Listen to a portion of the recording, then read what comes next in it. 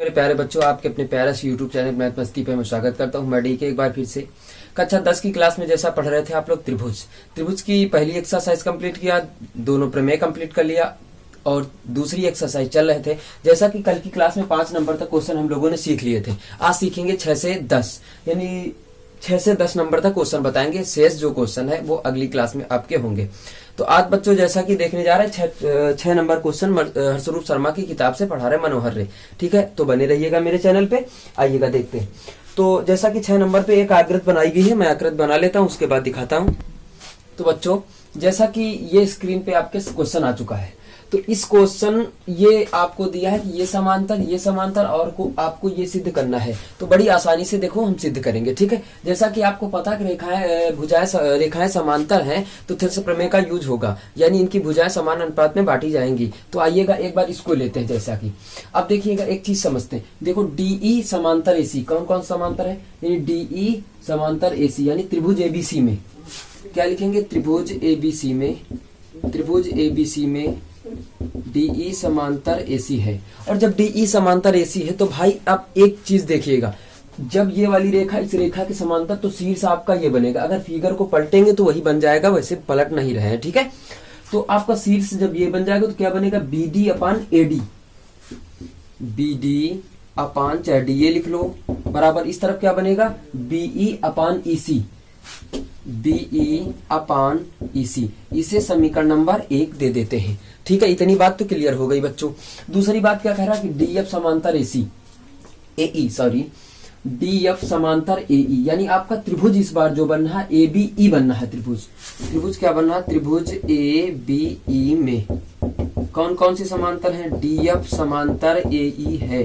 अब देखिएगा थेल्स यहां लिख देना चाहे तो प्रमेय से। ठीक है, ये आप लिख भी सकते हैं, प्रमेय से है। कौन सी प्रमेय, थेल्स प्रमेय, मूलभूत समानुपातिक प्रमेय से चल रहा है काम पूरा। अब यहां से देखिएगा ये वाली रेखा इस रेखा के समांतर हो जाएगा बीडी अपान डी ए हो जाएगा। भाई क्या होगा, बीडी अपान डी ए बराबर इस तरफ क्या होगा कि बी एफ अपान ई एफ ई, क्या होगा B F upon F E. समीकरण क्या कर देते हैं, 2। ये भी प्रमेय से है, ये भी कहां से, प्रमेय से। अब एक काम कर लीजिएगा, समीकरण 1 और समीकरण 2 से देखेंगे, इससे देखेंगे कि आपका जो बायां पक्ष है ये दोनों का बराबर है, तो दायां पक्ष आपको बच्चों बराबर हो जाएगा। यहाँ क्या लिखेंगे, समीकरण 1 समीकरण 2 से, समीकरण 1 और समीकरण 2 से। ठीक, 2 से। अब देखिएगा आपका बायां पक्ष जब बराबर है तो दायां पक्ष आपका बराबर होगा। क्या बराबर होगा कि B F upon F E बराबर बीई अपान क्या हो जाएगा, ईसी। अब मिला लीजिएगा, आपको यही तो लाना था कि नहीं लाना था, ये लाना था। ये आपका पहला क्वेश्चन यानी क्वेश्चन नंबर 6 आपका प्रूव्ड हो गया। मैं आई होप कि आप लोगों के समझ में आ गया होगा। आइएगा इसके बाद 7वां नंबर क्वेश्चन देखते हैं। ठीक है, नोट कर लीजिएगा इसको फटाक से, उसके बाद 7वें नंबर पे चलते हैं हम लोग।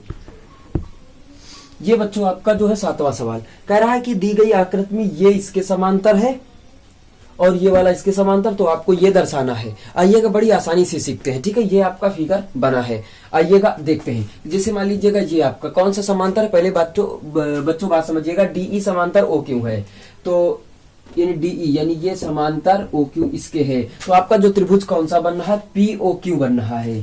त्रिभुज कौन सा बन रहा है, पी ओ क्यू में डीई समांतर ओ क्यू है। और जब डीई समांतर ओ क्यू है तो इसकी जो भुजाएं होंगी वो अनुपात में बढ़ जाती हैं। ये थेल्स प्रमेय का नियम यही कहता था। क्या हो जाएगा, पीई अपान ई क्यू बराबर पीडी अपान डीओ, सॉरी यहां से क्यू लिख दिया है भैया, इसको क्या कर देते हैं, डीओ। समीकरण 1 दे देते हैं, यहां लिख देना प्रमेय से, काहे से, प्रमेय से। अब आइएगा एक काम करते हैं, ये तो हो गया समीकरण 1। अब इसको समांतर दिखाते हैं श्रीमान। डीएफ समांतर ओ आर, यानी डीएफ समांतर ओ आर आपका त्रिभुज जो बन जाएगा, पी ओ आर आपका त्रिभुज बन जाएगा। तो लिखेंगे यहाँ पे कि त्रिभुज पी ओ आर में पी ओ आर में क्या समांतर है कि डी एफ समांतर ओ आर है। और जब डी एफ समांतर ओ आर है तो भुजाएं अनुपात में बांट लीजिएगा। फटाक से क्या करते हैं हम लोग कि पी एफ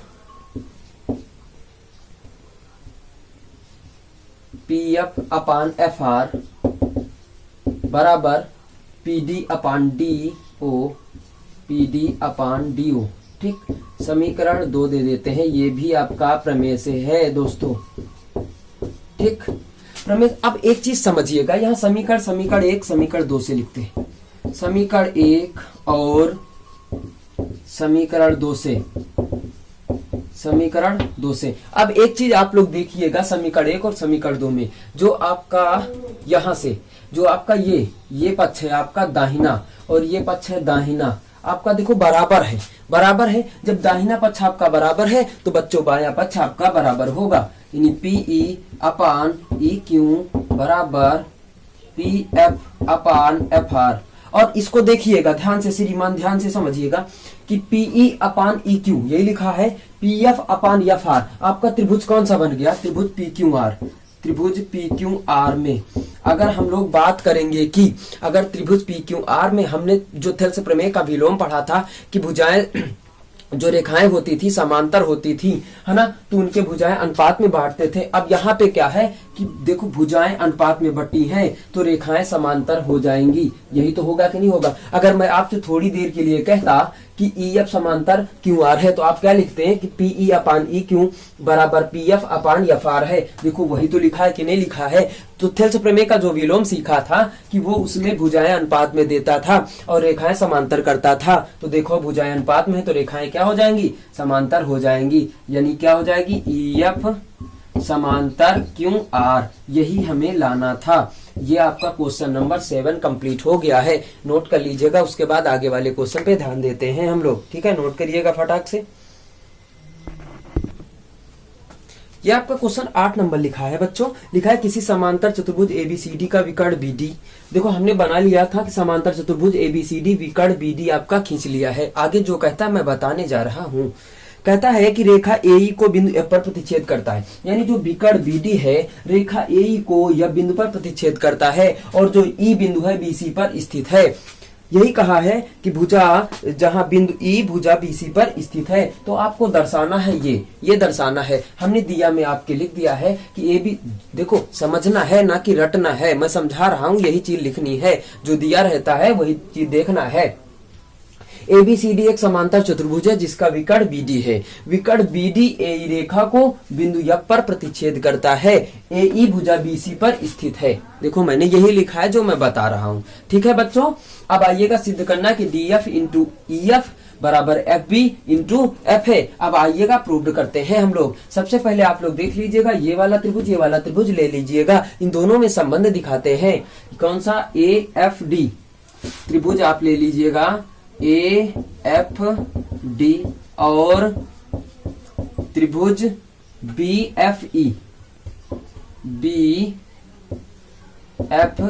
में अब आप देख लीजिएगा क्या देखना है, ये चीज समझिएगा।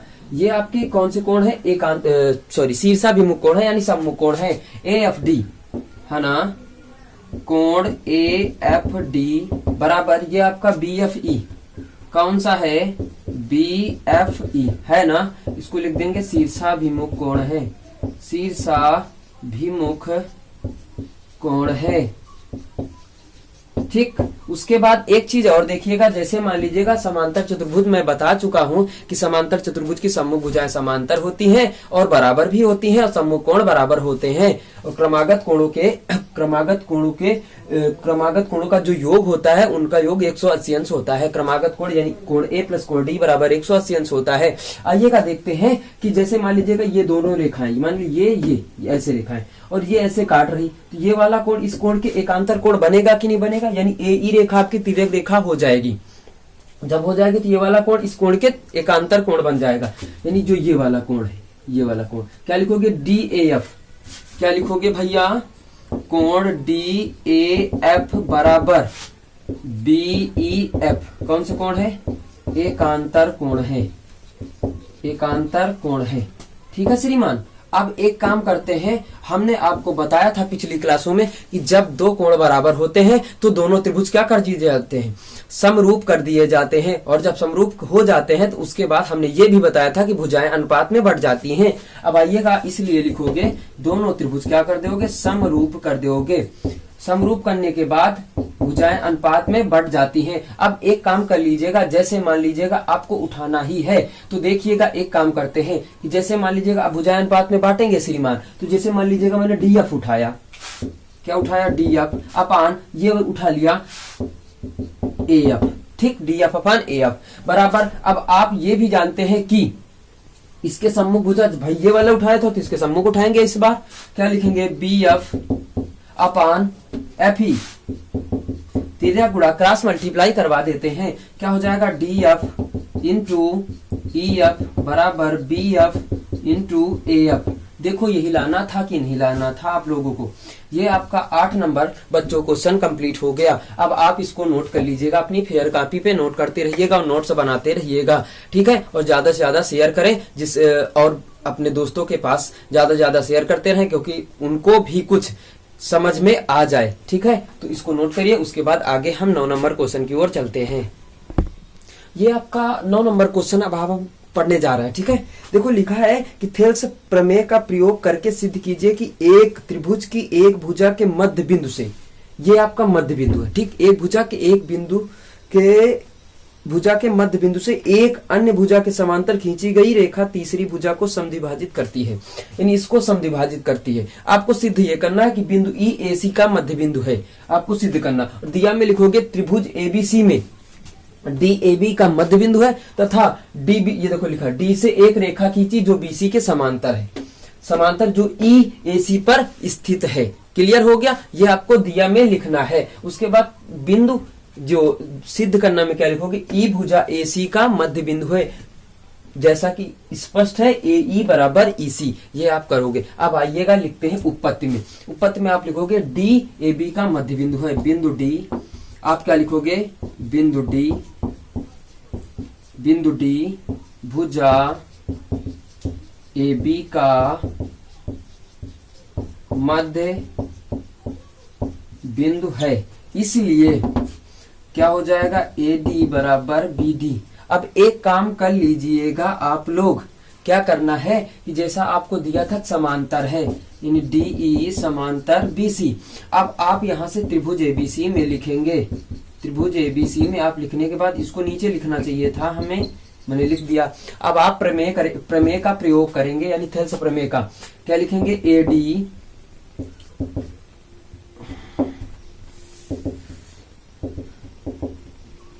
डी अपान बी डी बराबर ए ई अपान ई सी, ये आप लिखेंगे, इसका लिखेंगे प्रमेय से, क्या लिखेंगे, प्रमेय से। अब एक काम कर लीजिएगा, आप चाहे ए डी की जगह पे बी डी रखो, चाहे जिसकी जगह पे कुछ भी रख दीजिएगा, तो आप एक आ जाएगा। जैसे मान लीजिएगा ए डी लिखा है अपान बी डी की जगह पे कितना रख देते, ए डी बराबर ए ई अपान ई सी आ जाएगा, ये कट जाएगा, 1 बराबर आ जाएगा ए ई अपान ई सी। इसके नीचे एक मान के क्रॉस मल्टीप्लाई करवा देते हैं, ये यहाँ आ जाएगा, क्या आ जाएगा, ए ई यानी ई सी बराबर ए ई आ गया। यानी हमें यही तो सिद्ध करना था कि ई ए ई बराबर ई सी। अब क्या लिख सकते हैं कि बिंदु ई भुजा ए बी ए सी का मध्य बिंदु है, आपका प्रूव्ड हो गया। इस प्रकार से हम लोगों ने 9 नंबर सीख लिया है। अब आगे चलते हैं 10 नंबर की और 10 नंबर बताएंगे आज, बस उसके बाद छोड़ देंगे। चलो इसको नोट कर लीजिएगा फटाक से। आइएगा 10 नंबर में चलते हैं, लास्ट क्वेश्चन है आज का, आज की क्लास में लास्ट क्वेश्चन है, ठीक है। लिखा है एबीसीडी एक समलंब चतुर्भुज है और ए बी समांतर सी डी है, इसके विकर्ण ओ बिंदु पर प्रतिच्छेद करते हैं, तो दर्शाना इतना है। आपको बड़े आसानी से दर्शा लेंगे हम लोग, ठीक है। तो हमने दिया में लिख दिया एबीसीडी समलंब चतुर्भुज है, ए बी समांतर सी डी। एक चीज समझ लीजिएगा, समलंब चतुर्भुज का एक ही युग्म समांतर होता है, ना कि दोनों, ठीक है।